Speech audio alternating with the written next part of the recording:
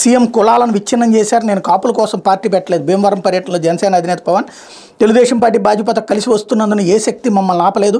అప్పుల్లో కురిగిపోయి అభివృద్ధికి దూరంగా ఉండిపోయిన రాష్ట్రాన్ని కాపాడటానికి 3 పార్టీల పొత్తు ద్వారా కృషి చేస్తున్నా. దీనికోసం ఎంతో నలిగిపోయా.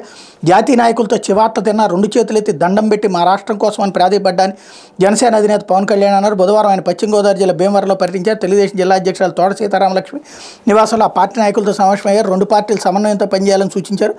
ఎన్నికల నేపథ్యంలో వైకాపా నాయకులు అంతర్గత విభేదాలు సృష్టించేందుకు యత్నిస్తారని ఆ పన్నాగాన్ని తిప్పికొట్టాలని చెప్పారు. తర్వాత భాజపా క్రమశిక్షణ సంఘం చైర్మన్ పాకా సత్యనారాయణ, మాజీ ఎమ్మెల్యే అంజిబాబుని వారి నివాసాల్లో మర్యాదపూర్వకంగా కలిశారు.